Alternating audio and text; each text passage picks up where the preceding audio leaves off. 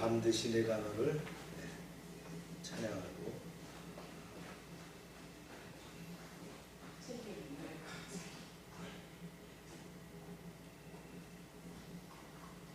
그 책이 왜 없지? 제가 미리 갖고 올라갔나 봐요.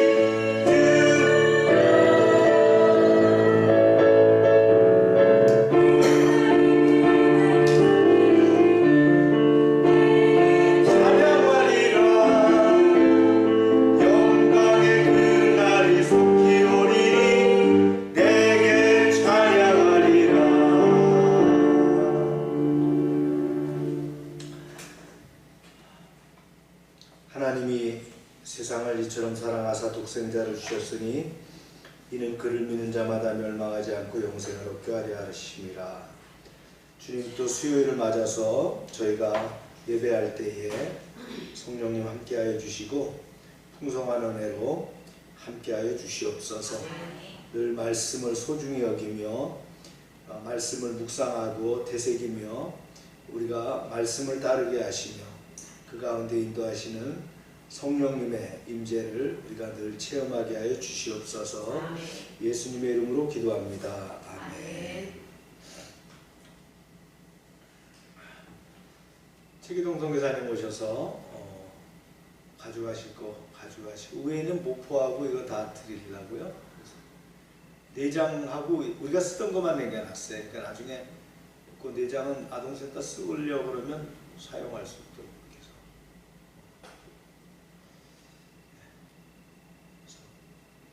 하미숙 권사님네 집에 그 텔레비전 2대가 있다 그래서 그거를 이제 선교관 짓는데 드린다 그러니까 드리고, 점심은 냉면 잡수고 싶다 그랬는데 냉면 사드리려 했더니 미숙 권사가 북할도 오라 그래가지고 거기가 대접해서 보내고 이렇게 다시 올 겁니다.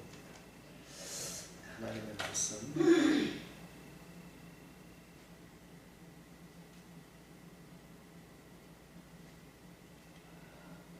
시작. 한 아이가 있어 보리떡 5개와 물고기 2마리를 가지고 있나이다. 그러나 이것이 이 많은 사람에게 얼마나 되겠사오나이까.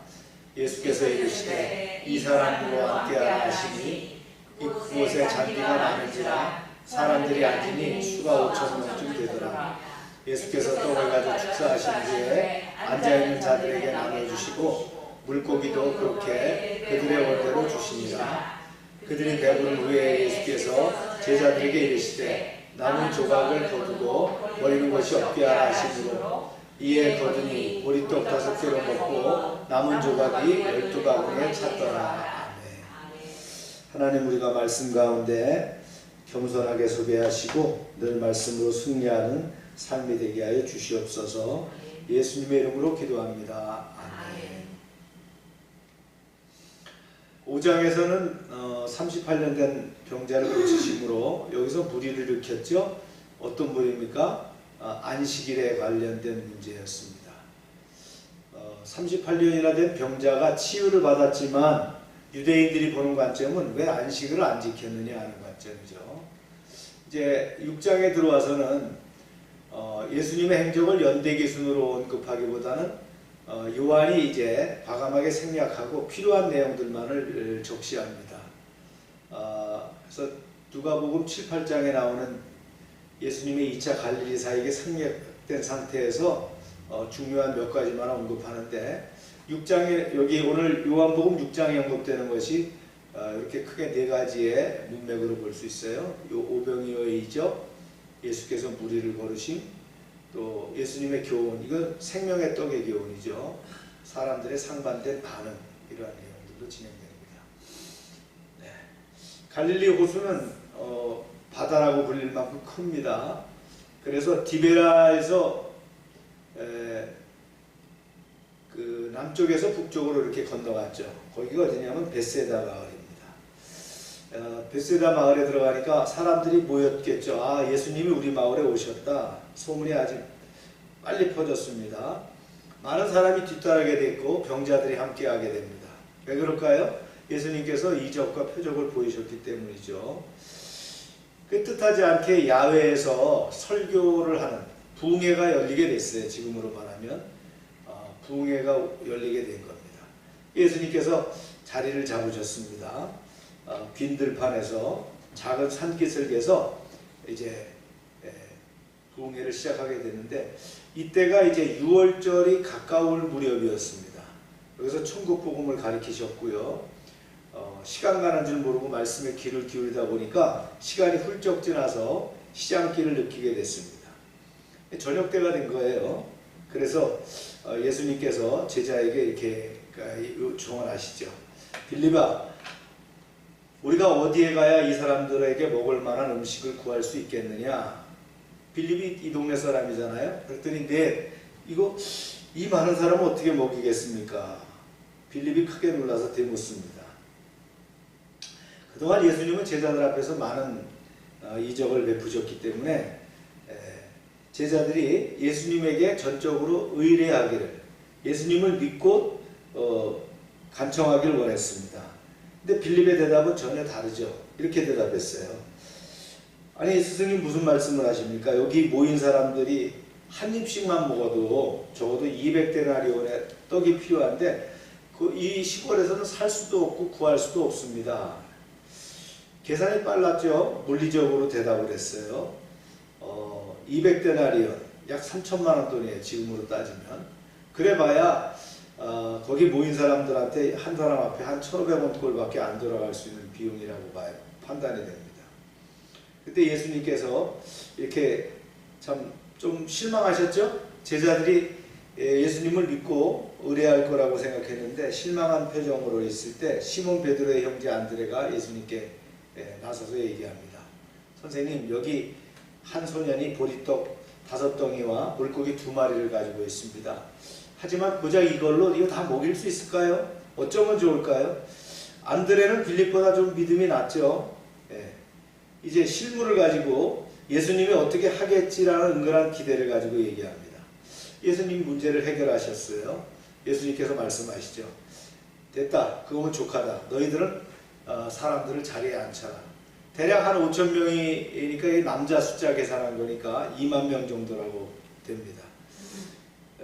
앉히긴 앉혔지만 아직 제자들은 어리둥절하죠. 그랬더니 예수님 말씀하시죠. 다 앉혔으면 이제 떡과 물고기를 나한테 가지고 오너라. 그래서 안드레는 보리떡 5개와 물고기 2마리를 예수님께 드렸고 여기 보리떡은 볼품없는 그런 빈민들이 먹는 음식이죠. 나귀에게도 먹이는 그런 음식이었어요. 여기 나오는 물고기는 공관복음과 요한복음이 다른 단어로 사용합니다. 공관복음에서는 익두스를, 요한복음에서는 옵사리온이라고 표시를 했는데 이 옵사리온은 어부들이 잡아가지고 가치가 없는 거예요. 상품 가치가 없기 때문에 버리고 가는 그러한 아주 하잘것없는 그러한 물고기였다는 겁니다. 이 물고기에 대한 그 초대교회에서는 활용이 있었죠. 이렇게 예수 그리스도를 믿는 사람들의 표식이죠. 예수 그리스도, God Son Savior. 즉 예수 그리스도는 하나님의 아들이요 구세주란 뜻이죠. 익두스, 이런 표시를 많이 우리가 달고 있는 것을 봅니다. 여기 나오는 것이 익두스고요. 요한복음에 나왔던 생선의 그 명시를 뭐라고 했다고요? 옵사리온. 볼품없는 그런 것들이었다는 거죠. 축설하십니다. 하나님 아버지, 감사와 영광과 존귀를 올려드립니다. 지금 나에게 손에 있는 보리떡과 물고기는 부족하지만 이제 이들을 먹일 수 있도록 허락해 주세요. 축사가 끝난 다음에 예수님이 떡과 물고기를 떼어 나눠주는데 나눠주면 나눠줄수록 늘어나는 그런 이적이 일어났죠. 제자들이 그럽니다. 이거 예수님은 확실히 하나님의 아들이다. 이렇게 적은 걸로 많은 사람들을 나눌 수 있겠는가 감탄을 합니다. 물론 거기에 무리들도 놀랬죠. 아니 언제 우리들을 위해서 이렇게 음식을 준비할 수 있었지? 역시 예수님은 대단한 분이요. 이렇게 얘기했다는 거예요.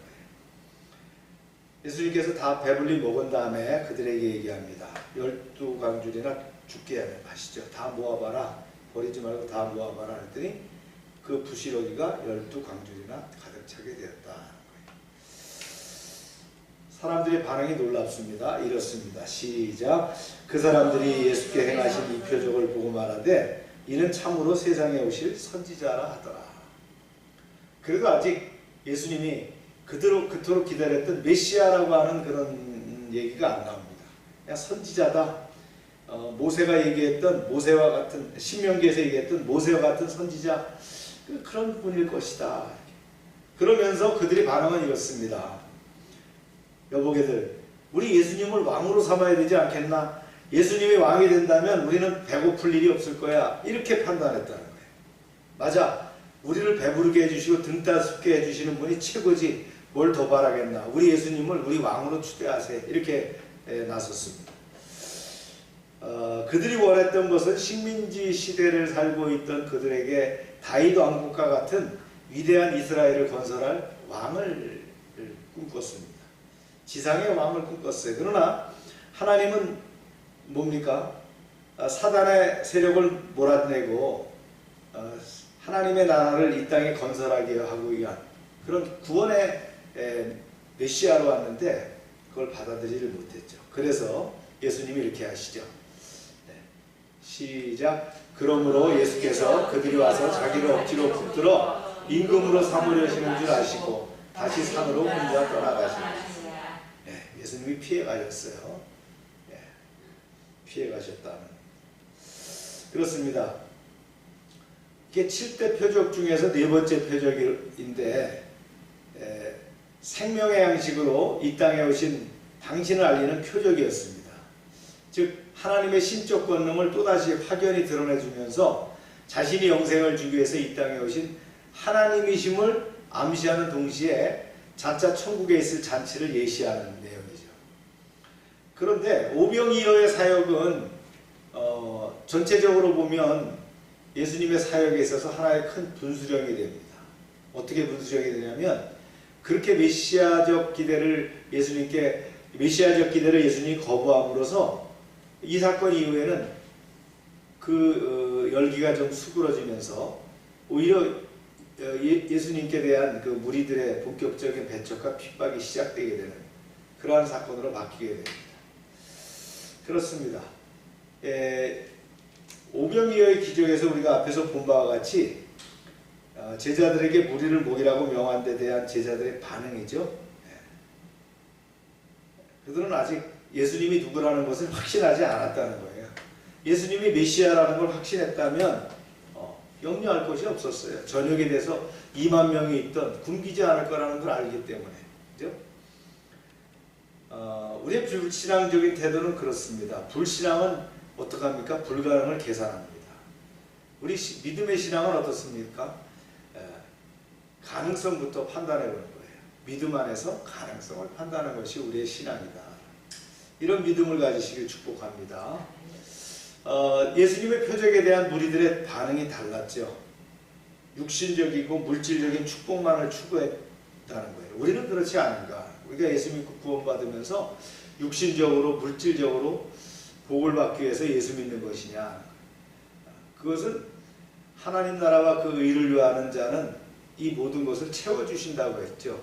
우리가 더 추구해야 될 것은 하나님의 나라요. 그 말씀의 하나님의 그 뜻이라는 겁니다. 그것을 바라는 것이 바로 하나님 나라를 이루는 첩경이라고 봅니다. 이어서 이제 예수님께서는 제자들과 분리됐다가 이제 제자들은 그들끼리 갈릴리 호수를 다시 건너가는데 이번에는 저 상단에서 보는 것처럼 벳세다에서 가버나움 쪽으로 이동을 합니다. 근데 세찬 그때 폭풍우가 몰아치게 됐죠. 제자들이 한 10여리쯤 갔을 때에 바다 위로 누군가가 걸어오는 걸 보게 됩니다. 저게 누구냐? 귀신이냐? 이렇게 된 거죠. 힘겹게 사투를 벌이고 있는데 예수님께서 제자들의 배 위에 오르셨고 파도는 잔잔해졌다는 거예요. 주님 말씀하시죠. 내니 두려워하지 말라 이렇게 말씀하십니다. 그렇습니다. 주님이 우리와 함께 하시면 모든 것이 평안해질 줄로 믿습니다. 주님이 내 배에 오르신다면, 주님이 내 가정에 내 사업장에 임하신다면, 우리 교회에 임하신다면 우리는 두려워할 필요가 없다는 거예요. 할렐루야. 이것이 7대 표적 중에 5번째 표적입니다. 초자연적인 능력을 다시 한번 보이셨고요. 제자들을 확신시키는 거죠. 그러시고는 주님이 참 목자요 구세주라는 점을 다시 한번 제자들에게 알려주셨습니다. 그리고 이제 드디어 이제 생명의 떡에 대한 중요한 말씀이 이제 드러나게 되는데 사람들이 찾게 되죠. 예수님 과연 어디로 가셨냐? 배도 안 타셨는데 어디로 가셨을까? 그런데 디베라 쪽에서 또 배를 타고 상당한 사람들이 이동을 해왔어요. 그래서 예수님을 찾자 그러다 합의점을 이뤘죠. 제자들이 가버나움 쪽으로 갔으니까 우리가 그쪽으로 가보자 이렇게 된 거예요. 그래서 이튿날 이제 그들이 가버나움으로 이동을 하게 됐고요. 거기 가버나움에 가서 예수님을 만나게 됩니다. 예수님 언제 오셨습니까? 반갑게 맞이했죠. 랍비여 그러면서 이제 다갔으니까 예수님께서 말씀하시죠. 너희가 나를 찾은 것은 내 표적을 보았기 때문이 아니라 단지 여러분들이 배불리 먹었기 때문이다. 표적이라는 건 뭐예요? 표적이라는 건 이적 플러스 하나님의 뜻이 있는 거예요. 네. 그걸 파악하지 못했다는 거예요. 그러면서 아주 중요한 메시지를 이렇게 던지십니다. 시작. 썩을 양식을 위하여 일하지 말고 영생하도록 있는 양식을 위하여 하라. 이 양식은 인자가 너희에게 주리니 인자는 아버지 하나님께서 인치신 자니라. 그렇습니다. 우리 인생은 주님께 구할 때 영생의 양식을 구하는 것이 아니라 자꾸 뭔 양식을 구합니까? 썩을 양식을 구한다. 우리가 영생하는 양식을 구하게 될 것 같으면 썩을 양식은 자동으로 생기는 거잖아요. 그죠? 누가복음 6장 33절 말씀처럼, 마태복음 6장 33절 말씀처럼 우리가 어떤 양식을 구하느냐. 여러분, 썩어질 양식을 위해서 애쓰지 말고 영원토록 남을 양식을 얻기 위해서 애쓰십시오. 그랬어요, 주님께서. 인자가 그 영원한 양식을 여러분에게 제공할 것입니다. 주님이 팔겠다고 안 했어요. 어떻게 한다고요? 제공하겠다 그랬어요. 하나님 아버지께서는 인자가 그런 일을 하도록 인감 도장을 찍어서 저를 보내셨습니다. 그러면서 당신이 이제 생명의 떡임을 말씀하시죠. 무리들이 묻습니다. 꽤 중요한 물음이에요. 우리가 어떻게 하여야 하나님의 일을 하겠습니까? 그랬어요. 어떻게 해야 하나님을 하겠습니까? 그러니까 예수님께서 말씀하시죠. 이렇게 말씀하십니다. 하나님이 보내신 일을 믿는 것이 하나님의 일을 하는 것이다. 다른 거 아니라는 거예요. 예수 믿는 믿음이 우리로 하여금 하나님의 일을 하게 한다는 거예요. 하나님의 일은 뭡니까? 예수님을 믿는 거예요. 그러면 하나님의 일을 할 수 있다. 하나님의 나라를 이룰 수 있다는 거예요. 아멘입니까? 아주 심플한 답변을 했어요. 그랬더니 그들이 또 묻습니다. 네. 그러면 선생님, 우리가 보고 믿을 수 있도록 선생님이 어떤 기적을 우리에게 보여주시겠습니까? 우리를 위해서 무슨 기적을 행하시겠습니까? 벳세다 들판에서 행했던 것처럼 적은 음식으로 풍성한 양식을 베풀어 주시겠습니까? 옛날 옛적 우리 조상들은 광야에서 만나를 먹었는데 성경에 보면 하늘에서 양식이 내려와 우리 조상들로 먹게 했다라고 기록되어 있지 않습니까? 그러니까 만나 같은 사건을 또 기대하는 거예요. 여전히 그들의 마음속에 뭡니까?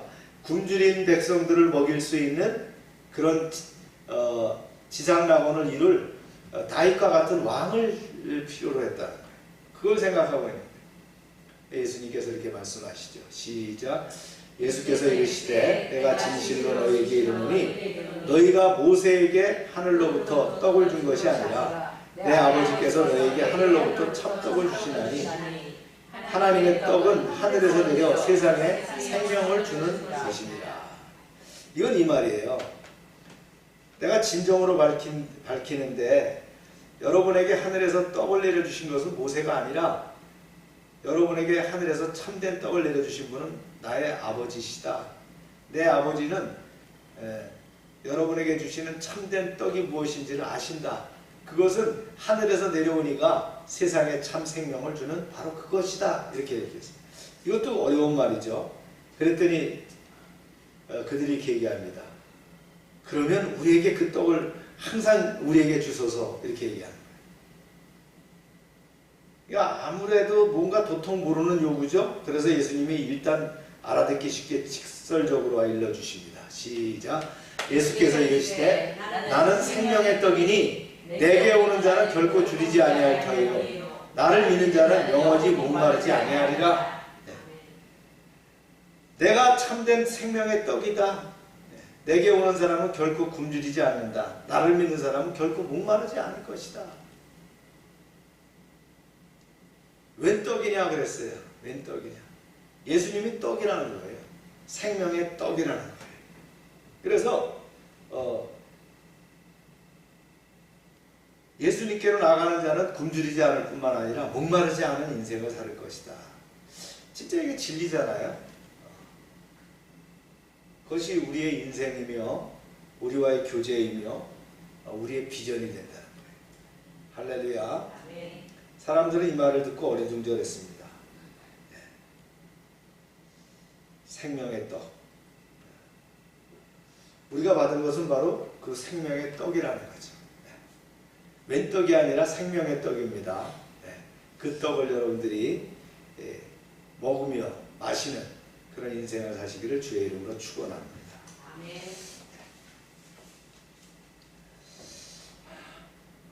하나님 말씀 가운데 우리에게 은혜를 허락하심을 감사합니다. 예수님이 바로 생명의 떡입니다. 세상에 썩어질 양식을 구하지 않게 하시고 세상에서 영원한 생명을 주시는 주님을 우리가 믿게 하여 주시옵소서.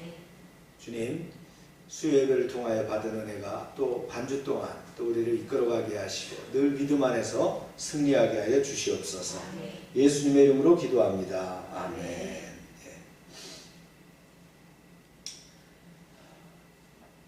성령의 불길 13페이지 한번 부르고 우리 축도를 마칩니다.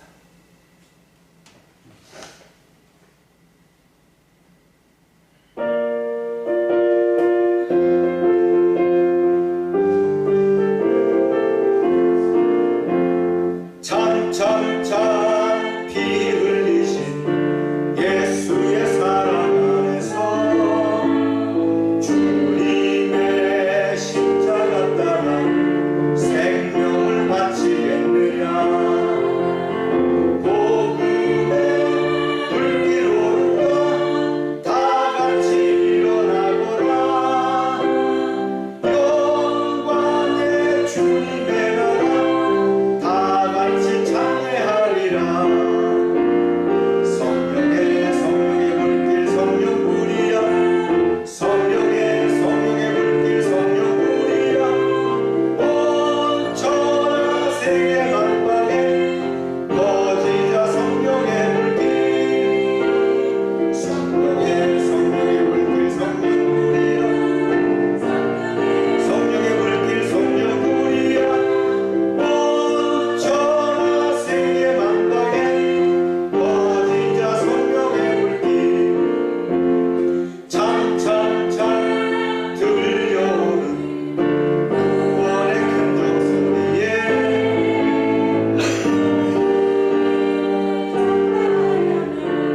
희생을 각오하느냐.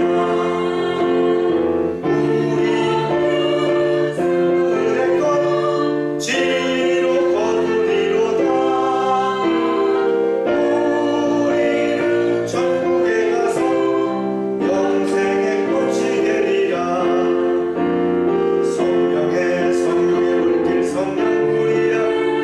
성령의 불길 성령 불이여. 온 천하 세계 만방에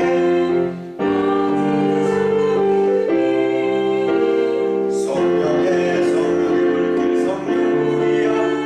성령의 불길 성령 불이여. 온 천하 세계 만방에 퍼지자 성령의 불길. 이제는 우리 주 예수 그리스도의 은혜와 하나님 아버지의 크신 사랑과 성령의 교통하심이 이제로부터 영원토록 함께 하시기를 축원하옵나이다. 아멘.